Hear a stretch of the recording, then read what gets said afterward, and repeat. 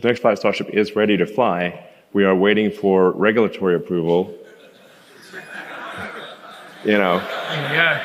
It really should not be possible to build a giant rocket faster than the paper can move from one desk to another. Okay, the truth is exactly as Elon says, but unfortunately his beloved Starship is currently stuck under the grip of the government's FAA environmental agency. To join forces in seeking fairness for Starship, everyone, including Congress, NASA is now pressuring the FAA to allow Starship's launch. So what's the reason behind that? Let's find out on today's episode of Alpha Tech, and thank you for watching. A September 10th hearing by the House Science Committee's Space Subcommittee on encouraging commercial space innovations while maintaining public safety became a forum for complaints about a set of commercial launches and reentry regulations at the FAA, known as FAA's Part 450. FAA's Part 450 regulations were introduced back in 2021, consolidating previous regulations, Parts 415, 417, 431, and 435, into a single framework with the aim of simplifying the licensing process. It seemed that the licensing process would be streamlined, but in reality, it's gotten even more complicated. Many people in the launch industry have warned since the regulations took effect in 2021 that companies are finding it very difficult to get licenses under Part 450. Industry officials raised concerns about 450 during an October 2023 hearing of the Senate Commerce Committee's Space Subcommittee, with one witness, SpaceX's Bill Gerstenmaier, warning that the entire regulatory system is at the risk of collapse due to the difficulties in getting licenses under these new regs. So far, witnesses at the House hearing made it clear that those concerns have not gone away. The way it is being implemented today has caused severe licensing delays, confusion, and is jeopardizing our long-held leadership position, said Dave Cavassa, president of Commercial Spaceflight Federation, an industry group whose members include several launch companies. The FAA aims to clarify its regulations through a set of documents called advisory circulars. These circulars are designed to provide guidance on how license applicants can demonstrate compliance with the agency's rules. However, as Cavassa pointed out, the FAA has not yet even released many of these planned circulars, leaving some uncertainty in that compliance process. Mike French, serving as the vice chair of the Commercial Space Transportation Advisory Group, ComStack, for the FAA, echoed these worries. He highlighted that ComStack has put forward several suggestions to the FAA to tackle issues with Part 450. Among these proposals were two key ideas. First, extending the FAA's 180-day evaluation period for completed license applications to encompass certain aspects of the pre-application phase, and second, permitting companies to fall back on existing legacy regulations in situations where advisory circulars for the new rules have not yet been issued. These recommendations aim to streamline the process and provide more flexibility for companies navigating the regulatory landscape. And the criticism of this new framework for its lack of transparency and significant delays is indispensable.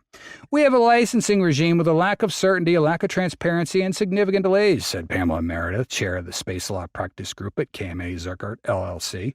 Members of Congress agreed with what space industry reps mentioned. Representative Brian Babin of Texas, the chair of the subcommittee, said that the licenses are being processed at a snail's pace, while Representative Haley Stevens, a Democrat out of Michigan, said the process is no different than bureaucratic soup. In addition, Babin has expressed deep concern about potential repercussions for NASA's Artemis. He pointed out that the Human Landing System landers, currently under development by SpaceX and Blue Origin, are set to launch using commercial licenses. Drawing a stark comparison, he warned, at this pace we might see Chinese taikonauts setting foot on the moon while American industries remain grounded by excessive bureaucracy. This statement underscores his worry that regulatory hurdles could significantly impede U.S. progress in the space race, potentially allowing other countries to take the lead. Indeed, China is currently progressing very efficiently in their race to the moon. They've openly challenged NASA's Artemis program by carrying out several lunar landings and returning samples. Their goal is to put humans on the moon by 2029 and establish a moon base by 2030, with expansion plans extending to 2050.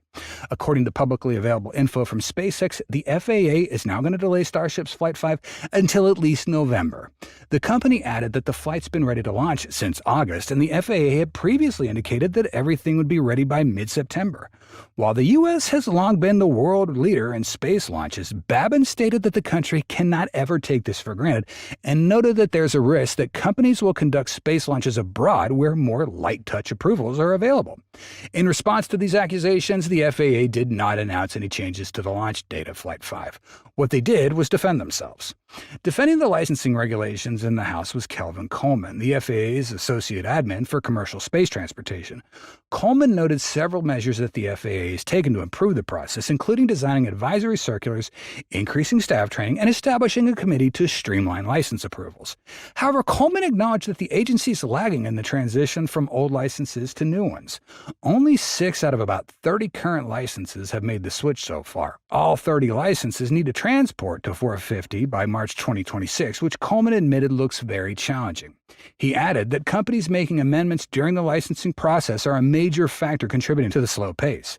Daniel Murray, executive director of the FAA's Office of Commercial Space Transportation, which handles license application, offered a similar explanation.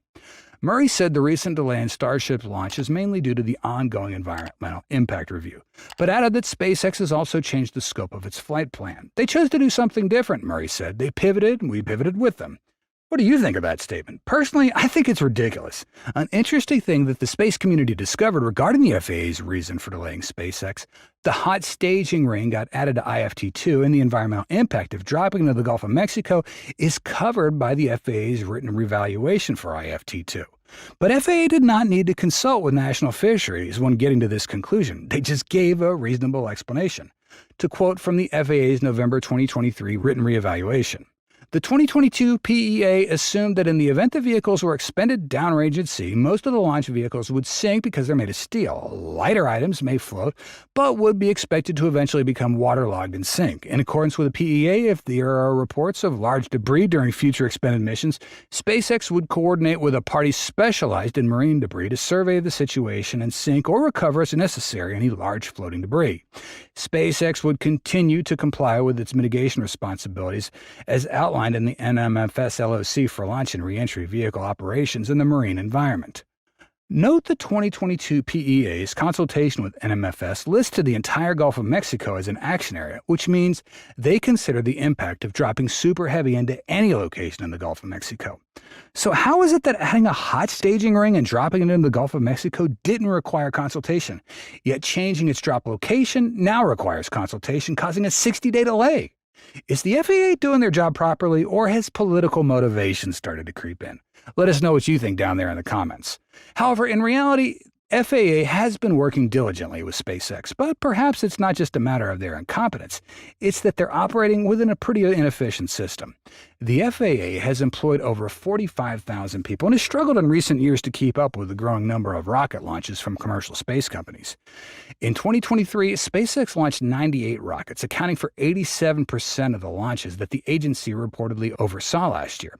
Undoubtedly, the agency forecasts that number of launches will triple by 2028.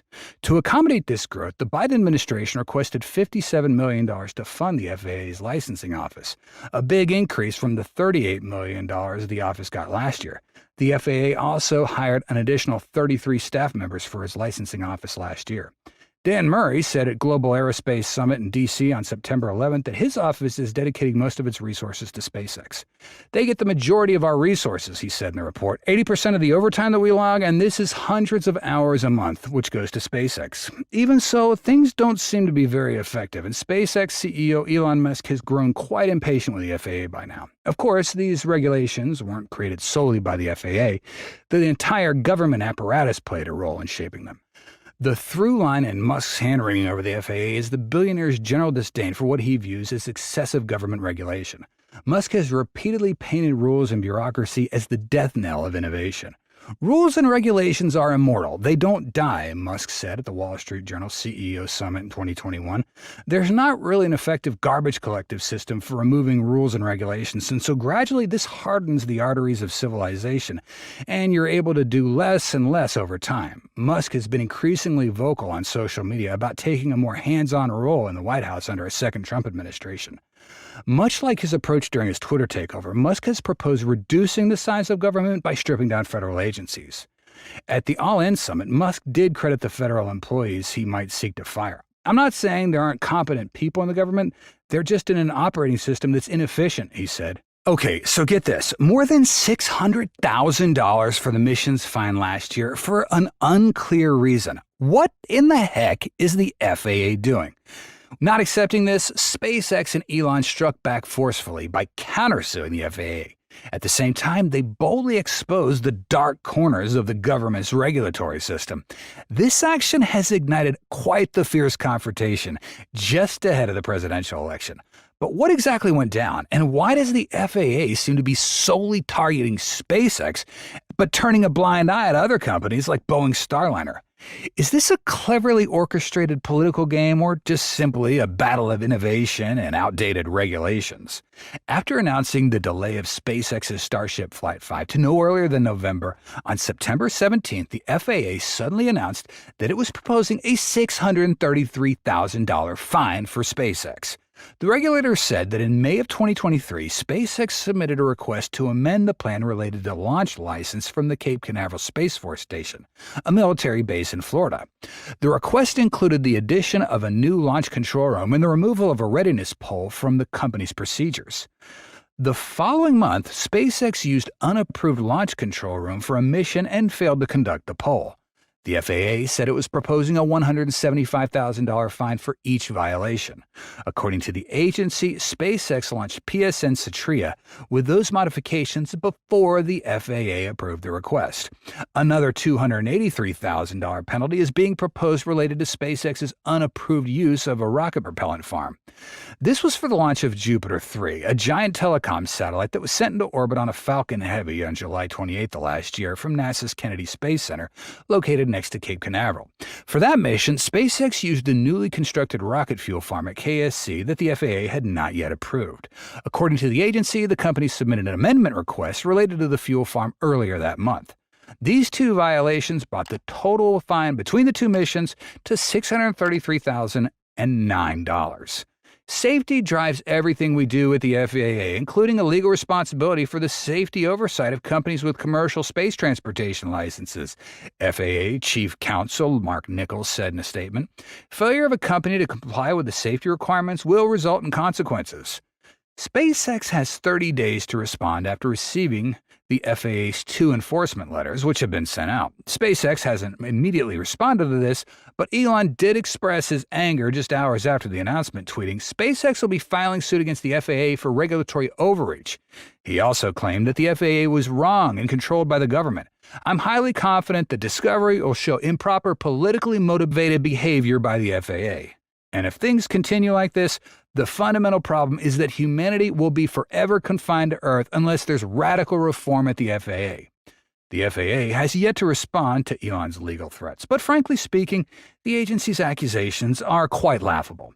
On May 2nd of last year, SpaceX informed the FAA of a revised communications plan, a seemingly routine update for a company known for rapid iteration. Yet it wasn't until June 15th, a mere 3 days ahead of the scheduled launch, that the FAA replied, stating that the change could not be approved in time.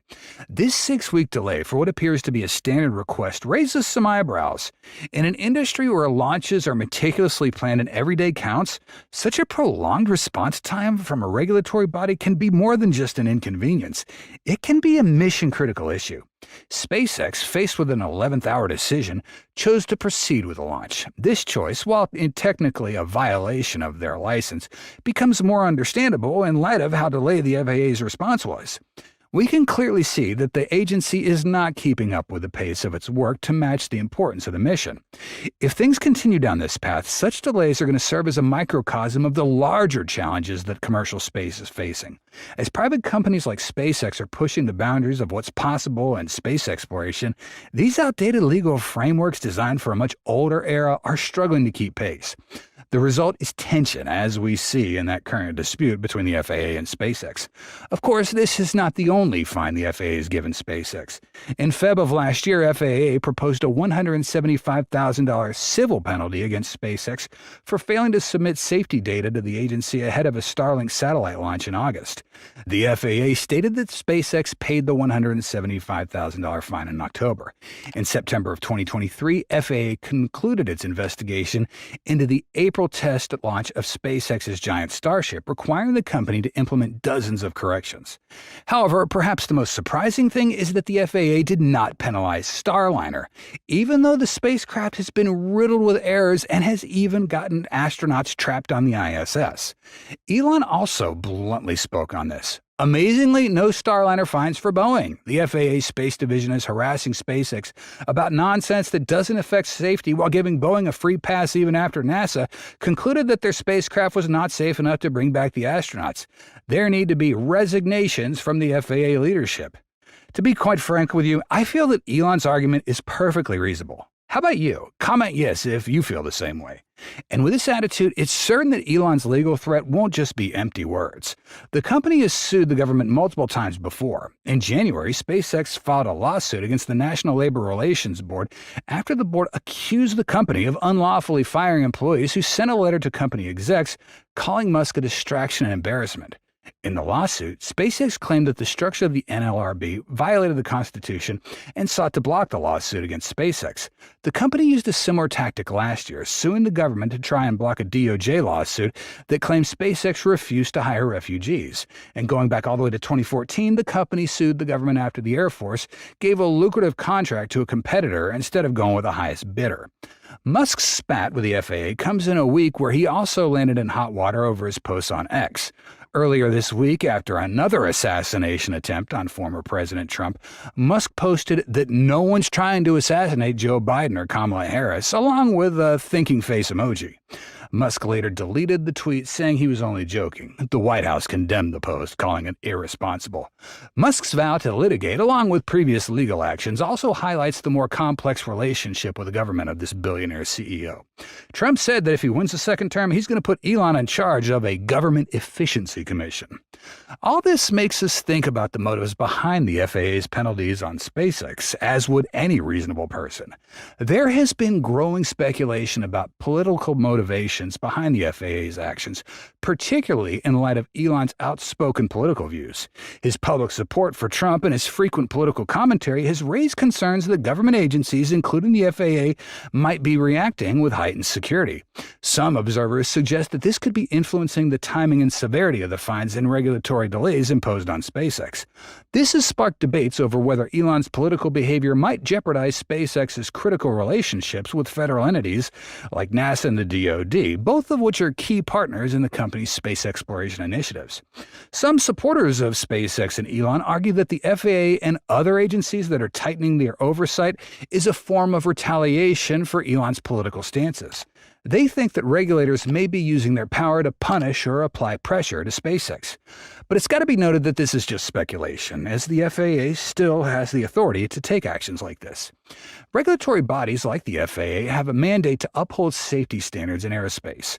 Their scrutiny of SpaceX may simply reflect legitimate concerns and potential violations rather than a political agenda. As SpaceX continues pushing the boundaries of space, increased regulatory attention is a natural consequence of this groundbreaking work. Moreover, the U.S. government has systems in place designed to prevent direct political interference in regulatory decisions. Many of these investigations and actions likely stem from the long-term processes that predate current political tensions. However, the perception of political motivation and regulatory actions can have far-reaching consequences. If the public loses faith in the impartiality of government agencies or the integrity of the space industry, it could significantly hamper progress in both sectors. This situation underscores the delicate balance private companies have to hit with their government partners and raises complex questions about the appropriate level of political engagement for leaders of said companies that are heavily reliant on those government contracts. Should regulatory actions be viewed as politically driven or punitive, it would stifle innovation in the space sector. This controversy may spark calls for clearer guidelines governing interactions between regulatory bodies and outspoken business leaders. Ultimately, any major disruption to SpaceX could have broader implications for America's competitive position in the global space race. As this situation unfolds, it's important to consider these various perspectives and potential outcomes, recognizing the complex interplay between regulation, innovation, and the politics in the realm of space exploration. All right, so what we've been waiting for since the beginning of the year has finally happened. SpaceX's first private spacewalk was right in front of us. This is going to be a historic event, as it has never happened before. What weird things are going to happen, and how did Elon actually react? So Polaris Dawn is the first mission in a planned series of 3 under Jared Isaacman's Polaris program. This mission actually marks the third flight of SpaceX's Crew Dragon Resilience, which previously undertook the Crew 1 and Inspirational 4 missions, the latter being the first fully private commercial space mission, which was also funded and led by this billionaire. After being delayed for nearly 2 weeks due to bad weather, the Polaris Dawn mission was launched early on September 10th. As expected, SpaceX Crew operations were efficient, and the crew, including Scott Isaacman, Scott Kidd-Petit, Anna Menon, and Sarah Gillis, were put inside Dragon spacecraft before wading through a bunch of different weather-related delays. Following the launch, Falcon 9 and Dragon performed flawlessly, and the crew can now get to work in orbit. Achievement unlocked, SpaceX posted on X afterwards. On the first day, Polaris Dawn crew, led by Jared Isaacman, had their first meal in space. They slept and then started their respiratory treatment before the spacewalk. The first day was pretty calm, but their work is going to get more challenging in the coming days. Using Dragon's forward thrusters, SpaceX elevated the spacecraft to a record altitude for any crewed spaceflight not involving the moon. 1,400 kilometers. The last time humans were at such a height around Earth was in the Apollo 17 days. Excluding the Apollo program, Gemini 11 set the previous altitude record at 1,368 kilometers, using the Agena target vehicle's propulsion system to get to that height. This is such a big deal that Elon pinned an inspirational post on his X page. Strive to greater heights for a future brighter than the past, waking up each morning inspired to learn new secrets of the universe. Furthermore, the Polaris mission also marks the furthest journey humanity's ever taken and the furthest into space that a woman has ever gone.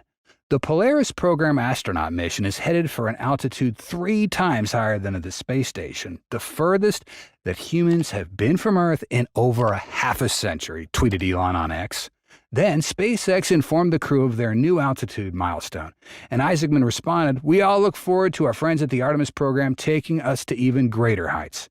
This is what set the Polaris program apart from other commercial space missions. Polaris is pushing SpaceX to achieve as much as NASA or even surpass its own goals for spaceflight. While some might see Polaris as the extravagant expense of some tech billionaire, it's established as a private space program with its own goals and missions for exploring space. Alongside the altitude record, the spacecraft then descended to around 700 kilometers to prepare for the main mission, which was more awesome than ever, the actual spacewalk. On September 12th, the crew officially accomplished this. First it was Isaacman, followed by Gillis, the only 2 crew members to actually step outside the spacecraft, and they did so for a total time of 20 minutes. Although they took turns exiting Dragon, the astronauts remaining inside the spacecraft were still exposed to the vacuum of space, as Dragon does not have an airlock, meaning the entire cabin was depressurized during this phase. The astronauts exited Dragon using a Skywalker system, similar to a scaffolding rig extended just above the hatch to provide stability. Although our 2 astronauts did not experience free-floating in space in the true sense, having them directly face into space and action was considered a spacewalk and was sufficient enough to test the suits that they were wearing. Their SpaceX-designed pressure suits are not equipped with independent oxygen or other life support systems. Instead, it relies on a 12-foot umbilical cord to provide air, power, and communication.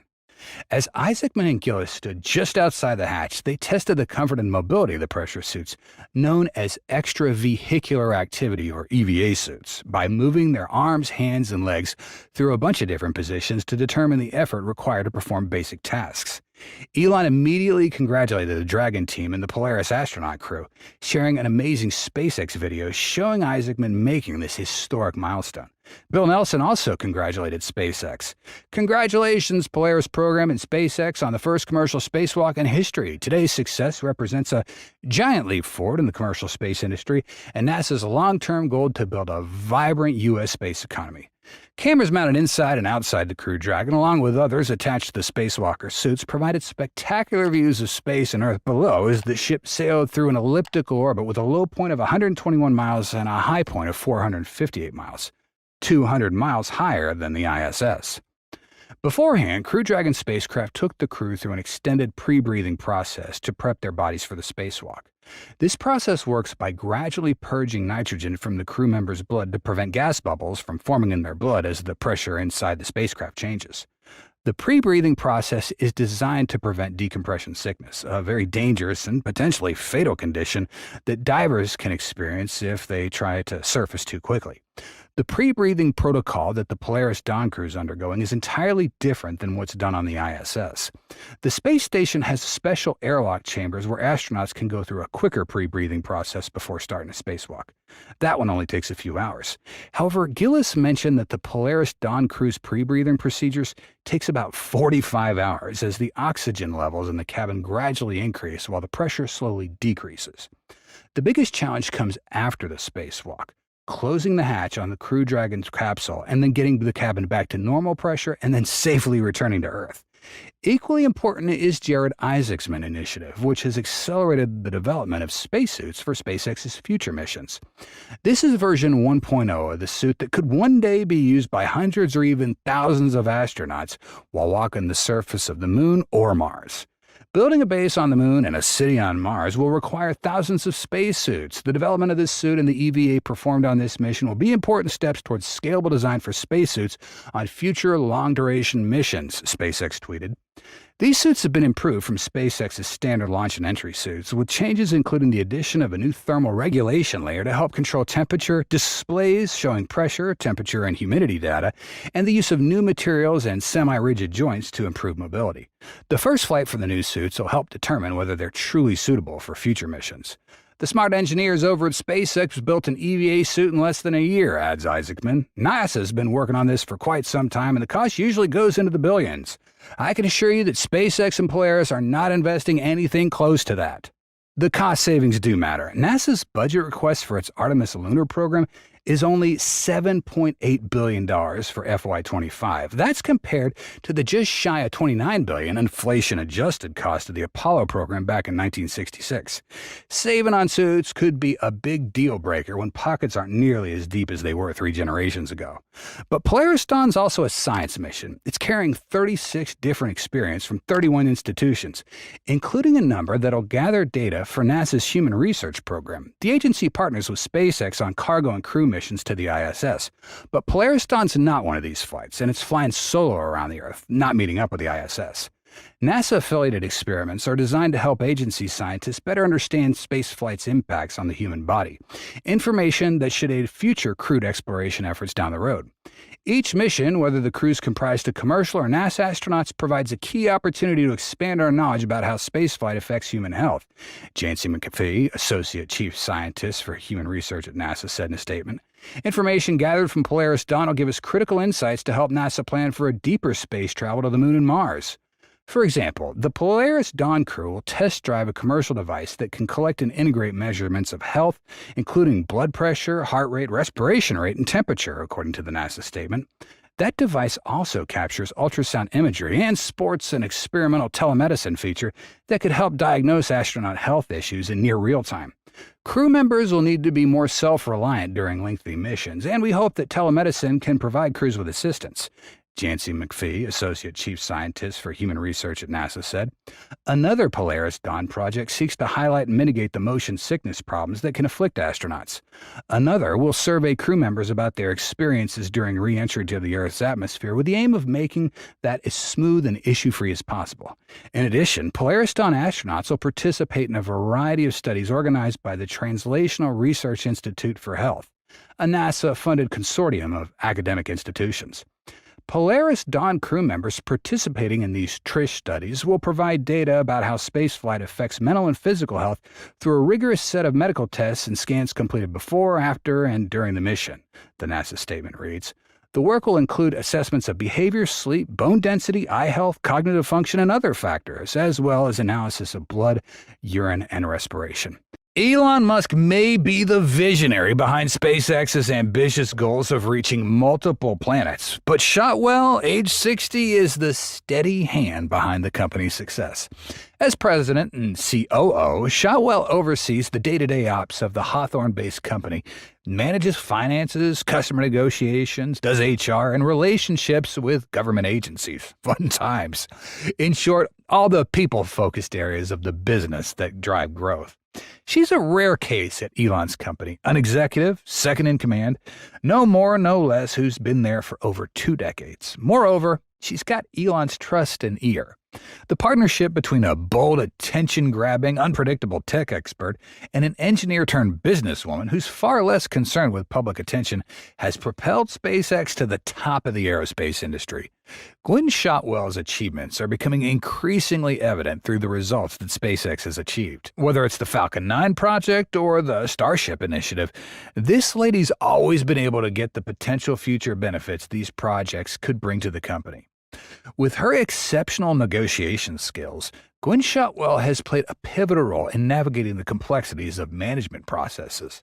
Her diplomacy has facilitated effective collaboration with agencies like NASA, the FAA, the FCC, and others since SpaceX's founding, leading to those lucrative contracts. Regarding the Starship project, Shotwell's diplomatic abilities have been crucial in securing the necessary launch permits from the FAA, a challenging task.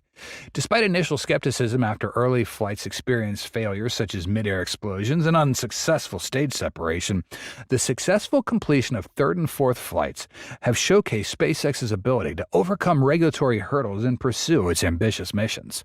Similarly, with incidents like the Falcon 9's upper stage failure in July and a recent unsuccessful booster landing, Shotwell's consistently been the first to take charge of reorganizing related efforts and accelerating investigations with the relevant teams. This has likely contributed to Falcon 9's quick and stable return to launches. Although Shotwell's contributions may not always attract public attention, her influence behind the scenes is undeniable. Currently, I've got no doubt that Gwynne is working hard to expedite the approval process for Starship's fifth flight. Given her track record and rep, it's very likely she's going to secure FAA approval in the coming days or weeks, further propelling SpaceX towards achieving its ambitious goals. On the business end, Gwynne skillfully navigates the financial landscape, crafting strategies to generate necessary revenue to bankroll these enormous projects like Starship. Despite Elon's ambitious goal of launching each Starship for just $2 million, achieving this remains a distant prospect. The total cost of the Starship system, though significantly lower than their counterparts like NASA's SLS, still represents a considerable investment estimated to cost around $5 billion. Moreover, the plan to colonize Mars requires numerous subsystems and preparations, each with its own cost. To address these financial demands, Shotwell and the SpaceX team introduced a transformative solution: Starlink. This renowned system serves as a critical revenue stream, giving the financial foundation needed to nurture these other ambitious products like the Starship until they can become profitable ventures on their own. Thanks to her business acumen and visionary leadership, Gwynne Shotwell has played a key role in shaping SpaceX's trajectory towards success and sustainability in the field of space exploration. Indeed, Starlink has emerged as the cornerstone of SpaceX's revenue generation, a remarkable feat considering the inherent financial challenges faced by aerospace companies. Despite the significant costs involved in efforts like Starship and Mars colonization, Starlink's been pivotal in bolstering SpaceX's financial position. In just over 3 years since its deployment, Starlink enabled SpaceX to report its first profit in the first quarter of last year. And as the system continues to expand, its contributions will further bolster SpaceX's pursuit of the Red Dream, colonization of Mars. Beyond just revenue generation, Shotwell and Elon Musk envision Starship as a model of reusability, an unprecedented achievement in the aerospace industry. This revolutionary rocket embodies cost optimization principles, utilizing inexpensive materials like stainless steel and methane-fueled engines. These design choices not only cut costs, but also position Starship as a formidable competitor to other aerospace organizations. By pioneering innovative solutions and challenging conventional norms, Shotwell and Musk have propelled SpaceX to the forefront of space exploration, driving progress towards their bold vision of a sustainable, multi-planet future. Her statement in early last year encapsulates this audacity. Why can't we build a rocket every day? This ambitious goal epitomizes SpaceX's relentless pursuit of innovation and efficiency in the realm of rocket production. While the notion of constructing a rocket within a day may seem fantastical to lots of us, Shotwell's unwavering determination underscores SpaceX's commitment to pushing the boundaries of possibility. Achieving such a high frequency of rocket propulsion will be imperative if SpaceX intends to launch hundreds or even thousands of Starships every year, facilitating humanity's journey towards Mars or the Moon within the next 8 years. To realize Shotwell's ambitious goals, SpaceX continues to expand and upgrade its launch, production, and testing systems. In the near future, Starship is poised to emerge as the epicenter of rocket innovation and advancement, solidifying SpaceX's position as a trailblazer in the aerospace industry. Like Elon, Gwynne Shotwell possesses a bold and ambitious vision for the future of space exploration. That's why, from the very beginning of her time at the company, Gwynne overcame a major challenge that her peers in similar roles couldn't have withstood with the same resolve. Gwynne Shotwell's first task was to sell SpaceX's first rocket, Falcon 1, to customers and secure the appropriate permissions to launch at Vandenberg Air Force Base, now Vandenberg Space Force Base, near Lompoc, and to test rocket engines in McGregor, Texas. While we were all working hard on engineering, she was opening up all the doors that were viewed by commercial companies as being some of the most difficult doors to open, said Tim Buzza, former SpaceX VP and the company's fifth employee who stayed at the company for almost 12 years. All these things, just having a commercial company get into Vandenberg base for our first go-round there was really important, he said. It gave us some credibility even though we hadn't done anything yet. As Shotwell was piecing together the company's business strategy, she was also serving as the glue between Elon and the rest of the team. She helped structure the organization of the company down to what individual leaders were doing. She was the one who was keeping us all in the right mindset and moving forward together, Buzza said. That would be important as Falcon 1 rocket development began to sputter. In March of 2006, the small rocket lifted off for the first time and cleared the launch pad at the atoll in the Marshalls before falling back to Earth and crashing into a reef. The rocket was carrying a satellite built by cadets from the U.S. Air Force Academy. A second and then third launch attempt ended in a similar fashion. All the while, Shotwell was trying to sell customers on SpaceX's launch capabilities. In discussions with potential customers, Shotwell would highlight the positives. After all, the rocket had cleared the launch pad. Speaking to reporters after the first launch attempt, Shotwell described the failure as a setback, but pledged, "We're in this for the long haul." When these failures were happening, we would just as quickly as we could just find the problem, fix the problem, and get to another flight. But she was always having to deal with all this other stuff, which is with customers, the press, dealing with financial stuff, Buzza said.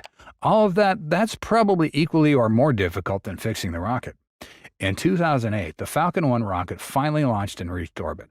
Armed with that success, Elon and Shotwell went to meet with NASA officials to make their case for a contract to resupply the space station, according to Isaacson's book.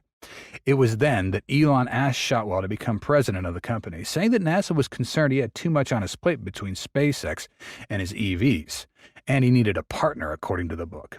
SpaceX would go on to win a $1.6 billion contract from NASA to transport cargo to the space station, a deal that saved the company from ruin, followed by contracts to ferry astronauts.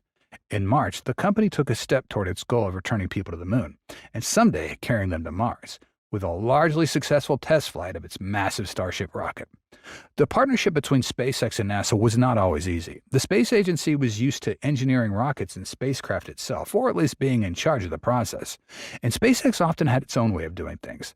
This is where leadership really became obvious. She stepped into some pretty difficult discussions to help the team see each other's point of view and then to move forward, said Michael Suverdini, a NASA program manager for the space station from 2005 to 2015 and now chief executive of space flight company Axiom Space. So Gwynne not only led her team, but she really helped evolve NASA's thinking in these kinds of engineering challenges associated with human spaceflight. And that's no small feat. After an uncrewed SpaceX Falcon 9 rocket blew up on a Florida launch pad in 2016, destroying a customer's satellite, Shotwell allowed a satellite customer, SES, to embed a U.S. employee in SpaceX's failure review team to give the company a first-hand look at the problem and solution. That savvy business strategy worked. I don't know any other organization that would have allowed that, said Hallowell, the former SES executive. It was through that relationship, which I think was quite extraordinary, that we managed to get the confidence to continue to use SpaceX. Her time at SpaceX, however, has not been without controversy. In June, pieces of information were claiming that Shotwell allegedly retaliated against one of her employees after wrongly accusing the employee of having an affair with her husband. Shotwell did not respond to requests for comment on the allegation. In the article, which focused on Elon's behavior towards some female SpaceX workers, employees also criticized Shotwell for defending Musk and not taking harassment allegations seriously. But ultimately, these were just unfounded rumors. In a statement to the Journal, Shotwell said that SpaceX fully investigates all harassment allegations and takes appropriate action. She also told the Journal that Elon Musk was one of the best humans I know. The history of space exploration has spanned many decades. Numerous spacecraft have ventured into space, marking significant milestones for humanity.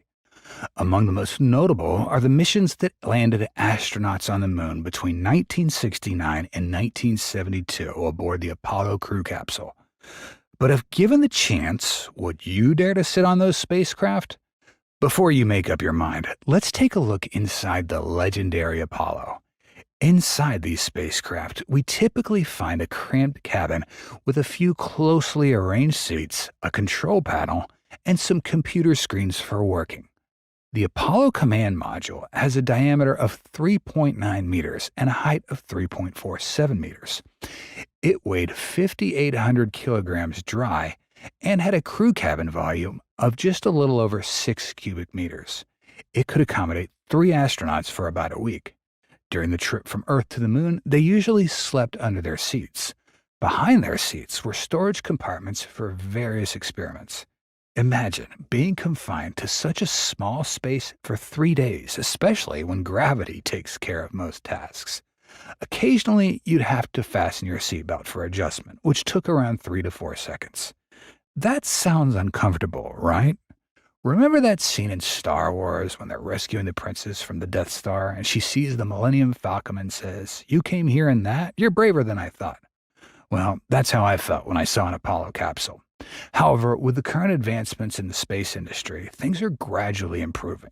As you can see, SpaceX's Dragon is one of the most modern spacecraft with a much more comfortable crew cabin for 4 astronauts, or even up to 7.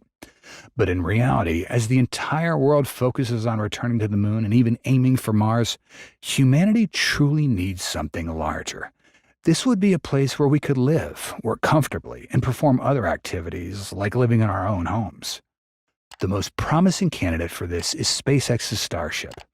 If astronauts were arranged according to Apollo standards, 400 people could fit within Starship's 1,000 cubic meters. With 3 times the space allotted per astronaut, Starship would still have room for 150 people. It's truly a future home in space, comparable to the International Space Station. So, let's open the door, step inside, and discover it. With the size of Starship over 50 meters long for both Starship V1 and V2 and a diameter of 9 meters, it provides ample space for functional areas. The lower section is dedicated to the rocket's essential components, including up to 9 Raptor engines. Above this section, the spacecraft contains large fuel tanks covered by a common dome. The cargo and crew sections are located in the upper part, estimated to be over 17 meters long. The design is logically divided into 6 vertical floors, with ceiling heights varying depending on the function of each space. With about 2.5 meters from floor to ceiling, the interior is designed for comfort without hindering movement. The center of the gravity remains low, which is vital for the first successful vertical landing on any planet. First, start with the lowest floor. Here, we'll see scientific instruments, robots, rovers, and other cargo blocks. These will be extremely important for research missions. In addition, we will also see an electrical system which will provide energy to the entire system above. Therefore, this floor can be considered a warehouse in this house. Next, the second floor will be where the most important resources are stored: food and water. Besides that, you can also see a space that no spacecraft has ever had before: a garden. Astronauts can grow and care for vegetables here, creating a green space inside the spacecraft. That can be considered a way for them to relax. However, its main role is to provide an additional source of nutrition for astronauts. After eating, we'll need a space to exercise and maintain health. The third floor will have exercise machines like treadmills, weight machines, and more for astronauts to maintain physical health like muscles, bones, and cardiovascular health.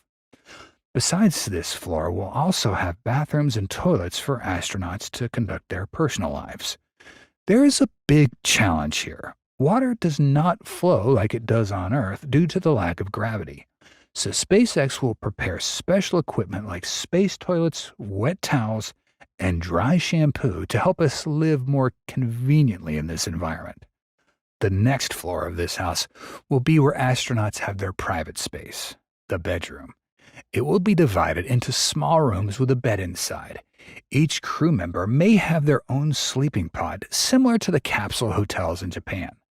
The room size will be large and comfortable enough for astronauts to get a good night's sleep after a hard-working day. Next, we will go to the 5th floor, the relaxation area. This floor is quite special compared to other floors.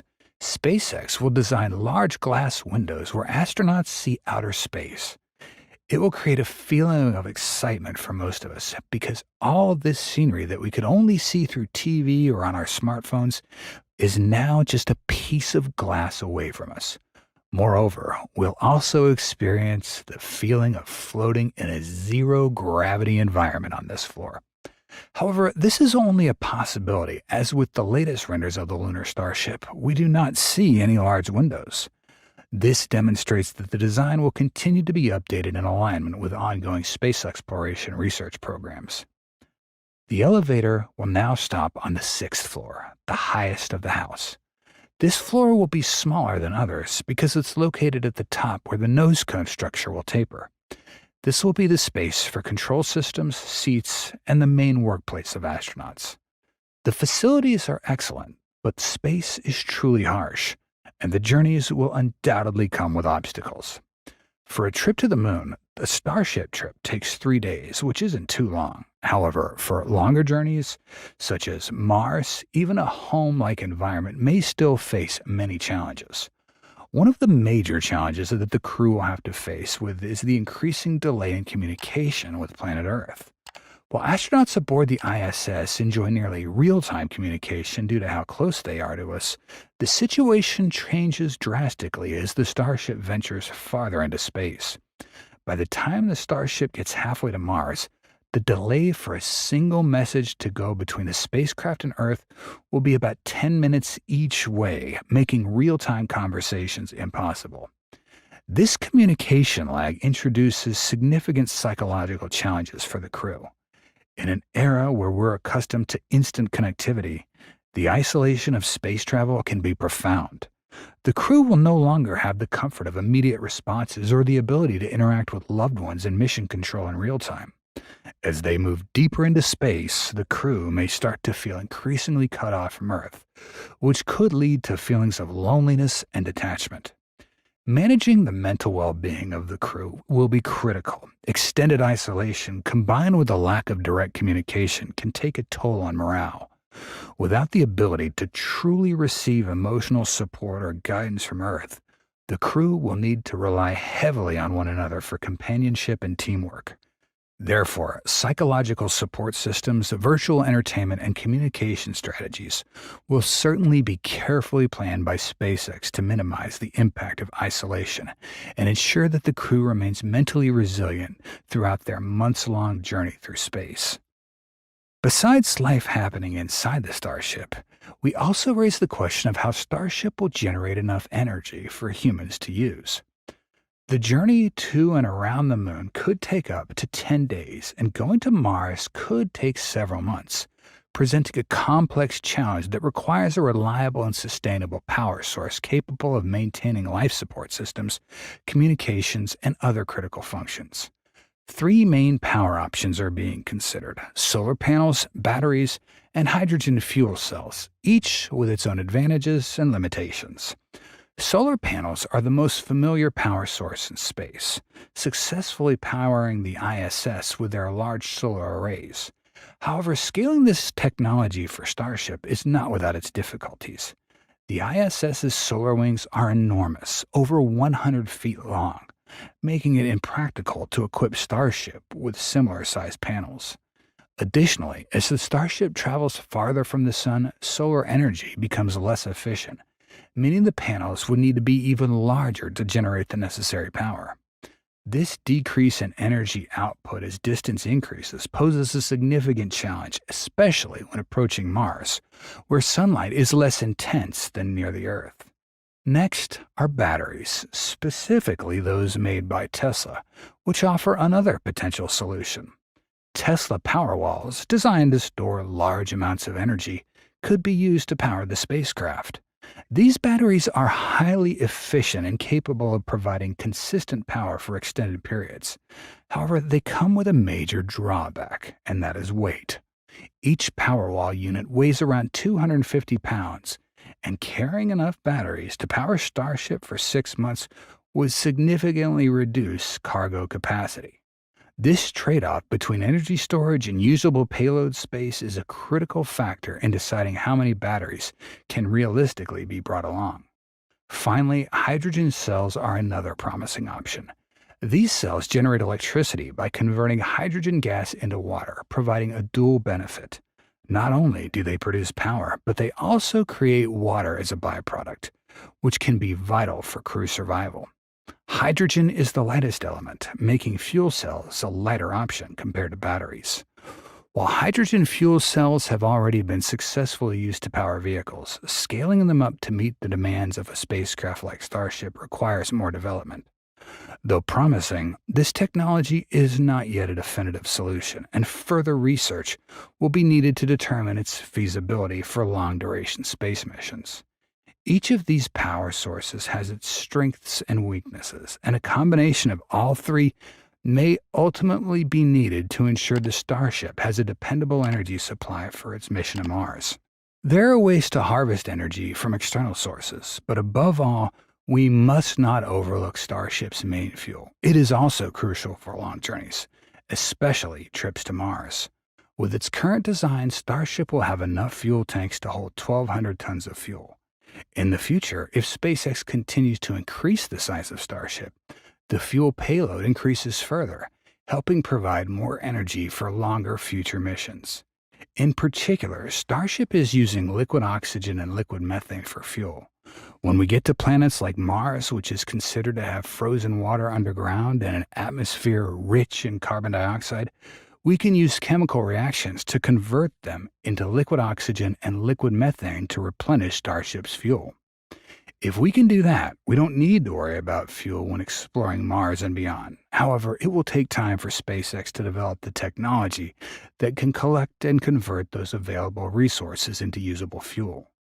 Everything seemed ready to go. After creating such a spacecraft, SpaceX's next task will be to press the copy button to create hundreds, if not thousands, of Starship versions for the mission of conquering the universe. With talented people like Elon and his SpaceX engineers, this scenario is certainly possible. What they need now is time. They've been making strong developments and a promising future for Starship for over the years. We will not be able to predict specifically what the future will be like, but right now we have to admit that SpaceX is changing the space race.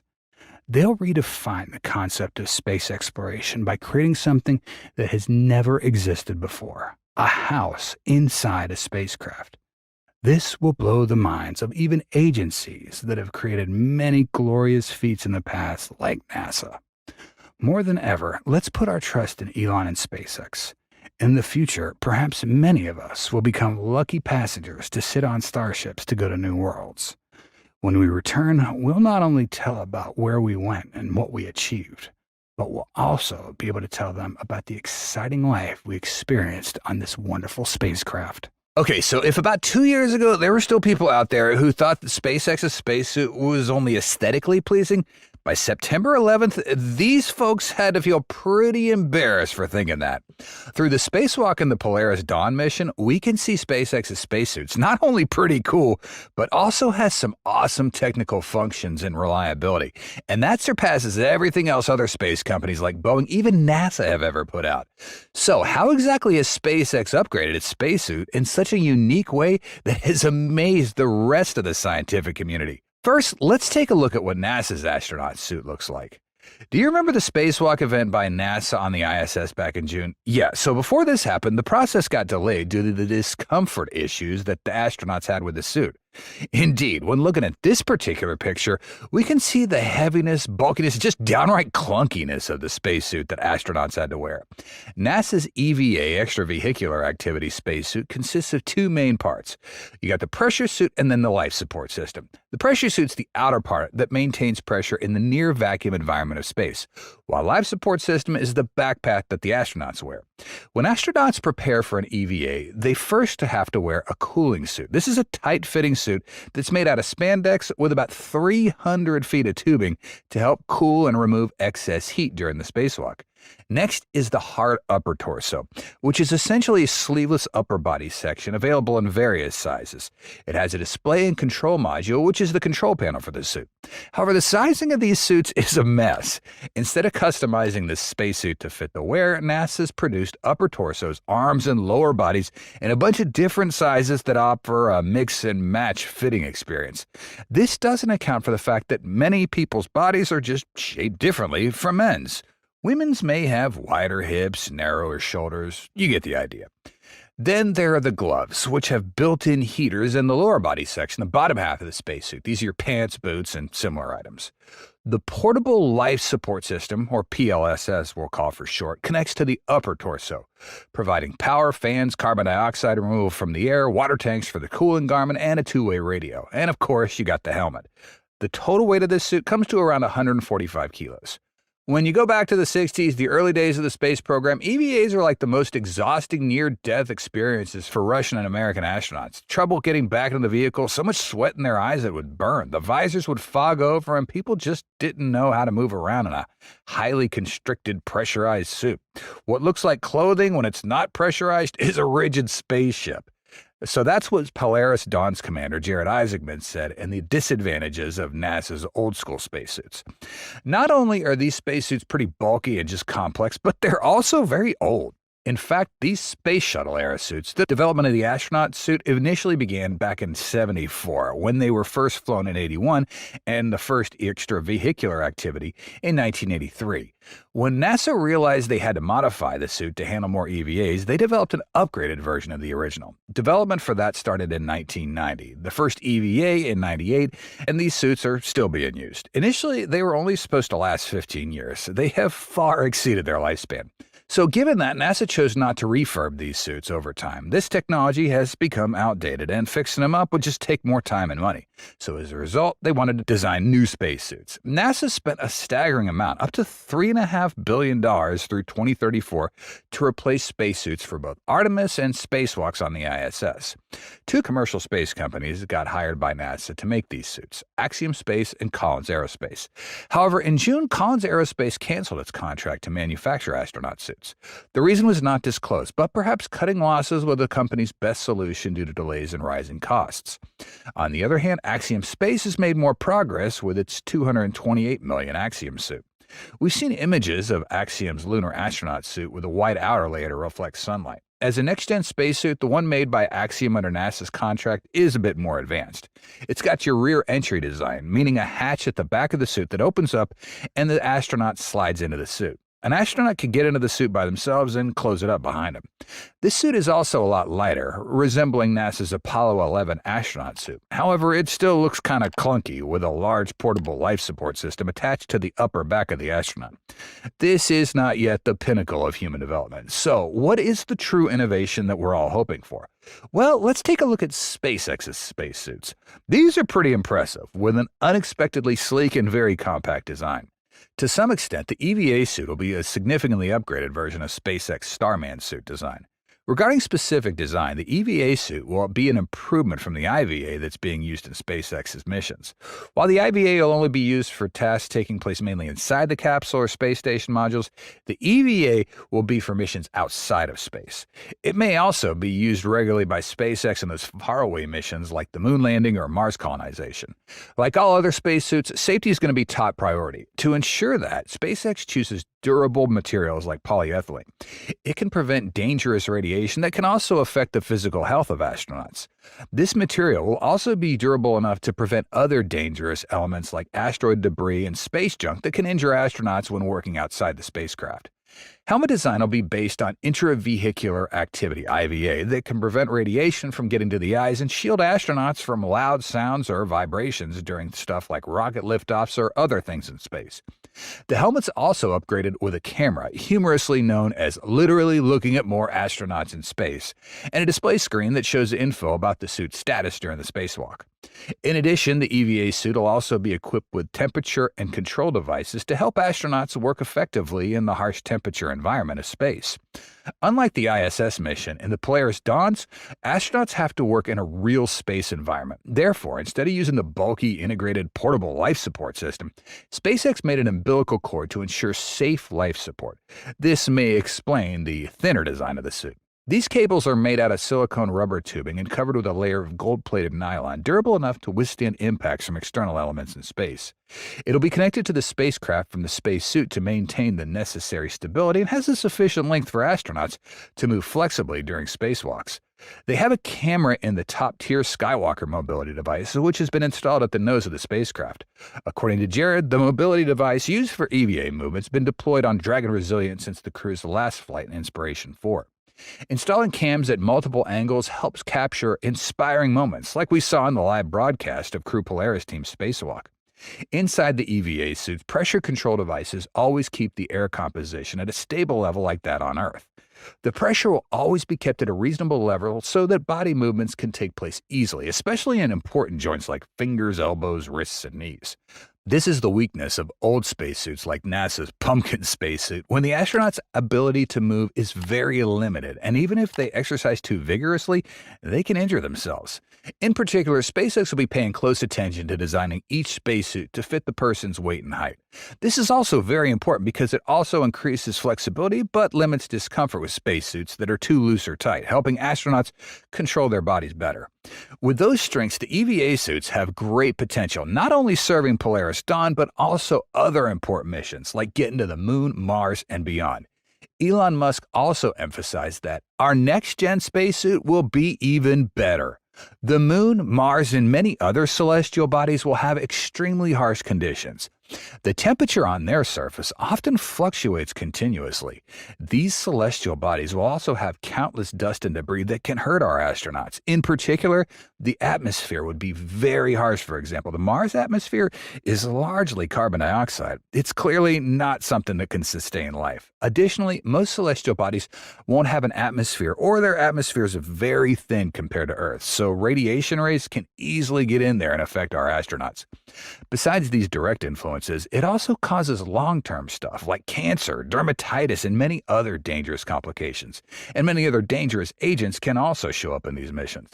Therefore, the EVA suit will have an extremely important role thanks to the upgrades that have been applied to it.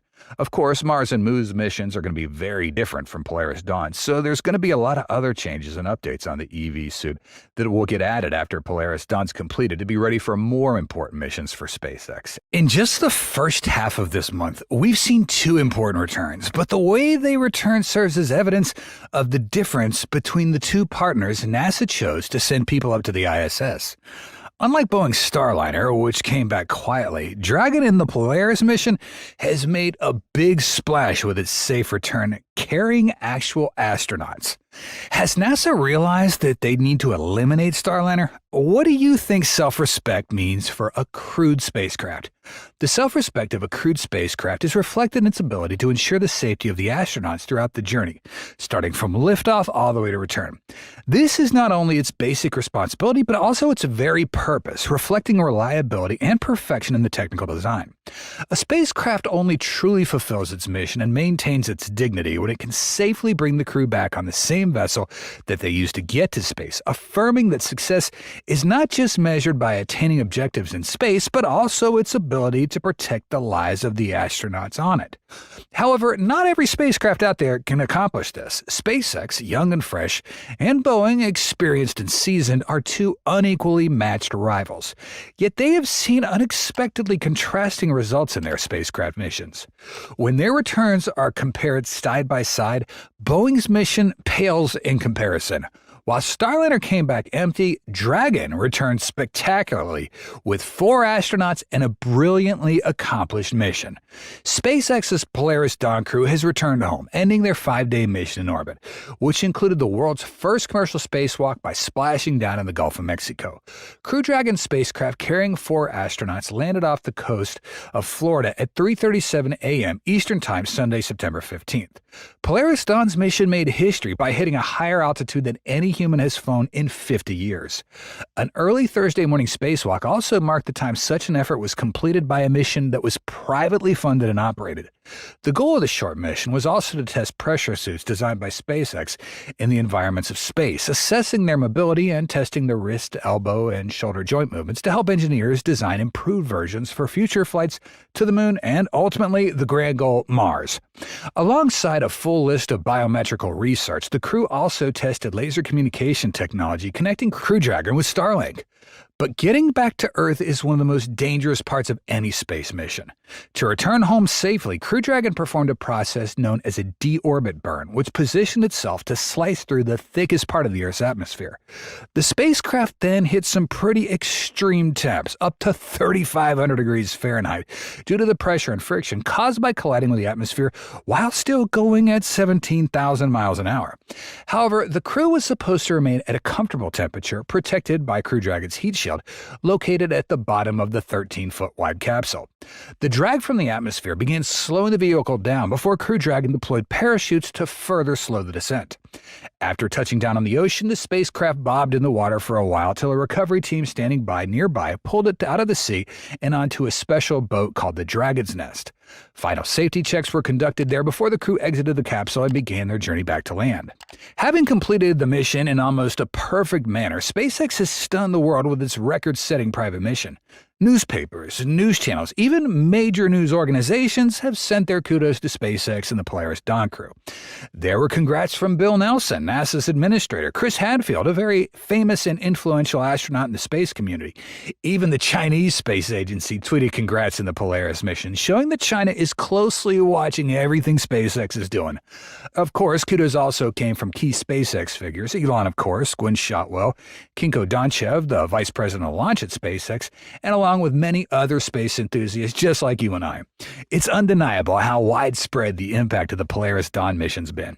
In contrast to this joyful and lively atmosphere, we can't help but feel sorry for Starliner when it came back to Earth. No astronauts, no handshakes, no emotional hugs, and very few congratulations. But that's the price that Boeing Starliner has to pay. Unlike Dragon, which landed in the ocean, Starliner landed on dry ground. Besides using parachutes to slow its descent, Starliner landed on solid ground. Besides using parachutes to slow its descent, Starliner inflated a set of airbags just before landing at White Sands Space Harbor, a dry desert in New Mexico. After Starliner touched down around 6 p.m. September 6th, NASA did a presser the following day in Houston. 6 chairs were set up at the table for officials. A week prior, NASA had sent out a press release announcing this post-landing press conference, noting that 2 senior Boeing officials, Mark Nappy and John Shannon, would be in attendance. However, about 10 minutes prior to the press conference starting, 2 of the chairs got removed. This meant that Shannon and Nappy did not show up for the presser. It was unclear at first why Boeing officials declined to participate. Shannon's particularly well regarded at the space agency, and longtime press members appreciate his candor.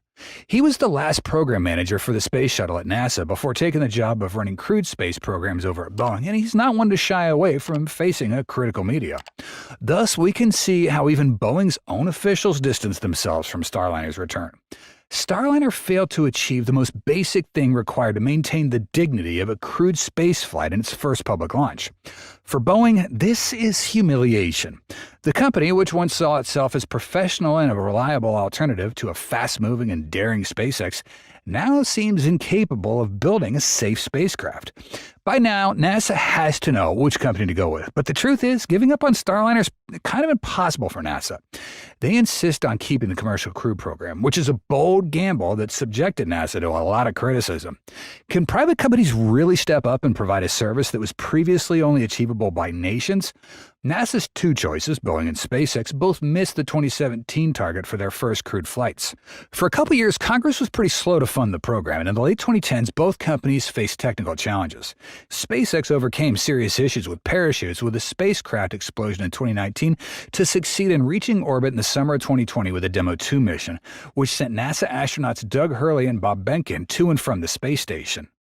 Since then, SpaceX has completed 7 operational missions to the station, sending astronauts from US, Europe, Japan, Russia, and the Middle East, and elsewhere into orbit. A crew from the 8th mission is currently on the station, and the 9th Crew Dragon mission scheduled to launch later this month to bring Wilmore and Williams back to Earth. Crew Dragon has been nothing short of a resounding success for SpaceX, establishing a vital lifeline at a time amid deteriorating US-Russian relations. NASA's reliance on Soyuz is unlikely to be sustainable. Starliner's faced a more difficult road. In 2019, saw Starliner's inaugural uncrewed test flight, which was prematurely terminated due to critical software malfunctions. The gravity of these issues prompted NASA to categorize the mission as a high-visibility close call, mandating a second uncrewed test flight to address these concerns. While the follow-up mission in 2022 showed notable improvements, it wasn't without its own set of complications. Ongoing worries about flammable tape and parachute systems led to further delays, pushing back the first crewed flight to June of the following year. The most recent chapter in Starliner's saga unfolded this summer with its third flight. The mission brought the spacecraft's reliability into question once again as malfunctioning thrusters repeatedly forced the crew to abort their mission and come back to Earth. These events have been extensively covered in the media and scrutinized by the space community.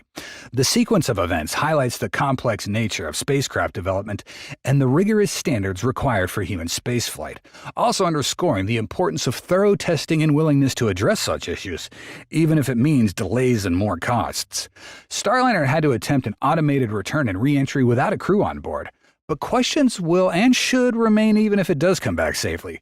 Starliner program will likely continue, if only because NASA is determined to have an alternative to Dragon. However, confidence in Boeing has been damaged, and its ability to restore faith in Starliner is seriously in doubt. NASA also needs to be questioned. Their efforts to promote commercial space flights have paid off, but only in the form of SpaceX. Other commercial projects, from lunar landers to future space stations, have so far produced mixed results.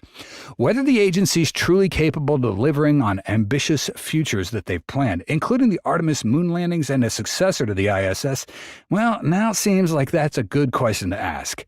And that's it for today's episode. Thanks so much for watching, and see you next time.